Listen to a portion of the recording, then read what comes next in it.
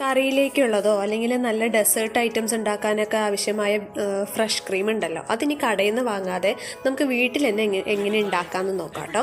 ആദ്യം നമ്മൾ കുറച്ച് പാലാണ് എടുത്തിരിക്കുന്നത്. ഞാനിവിടെ 1.5 കപ്പ് പാല് ഒന്ന് ചൂടാവാനായിട്ട് വെച്ചിട്ടുണ്ട്.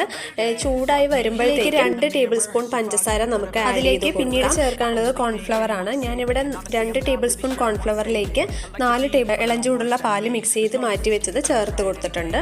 ഇതെല്ലാം കൂടെ നന്നായി ചേർത്ത് ഒരു ക്രീമിൻ്റെ പരിവാകുമ്പോൾ നമുക്ക് തീ ഓഫ് ചെയ്യാം. എന്നിട്ട് അടുപ്പിൽ നിന്ന് മാറ്റി വെക്കണം.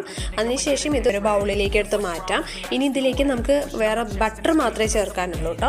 അപ്പം ഞാൻ ബട്ടർ കൂടെ ചേർത്ത് കൊടുത്ത് ബട്ടർ ആ ചൂടിൽ കിടന്ന് തന്നെ നന്നായി ഒന്ന് മെൽട്ടായി വരണം. അതുവരെ ഒന്ന് മിക്സ് ചെയ്യുക. മാക്സിമം ബീറ്റർ ഉപയോഗിക്കാതിരിക്കാൻ ശ്രമിക്കുക. ബീറ്റർ ഉപയോഗിക്കുമ്പോൾ ക്രീം പതഞ്ഞു പോകും. അപ്പോൾ കറികളിലൊക്കെ ഉപയോഗിക്കുമ്പോൾ നമ്മൾ പതഞ്ഞ പോലെ ക്രീം നല്ലതല്ല. അപ്പോൾ ജസ്റ്റ് സ്പൂൺ വെച്ച് മിക്സ് ചെയ്തതിന് ശേഷം 20 മിനിറ്റ്സ് ഞാൻ റെഫ്രിജറേറ്റ് ചെയ്തിട്ടുണ്ടായിരുന്നു.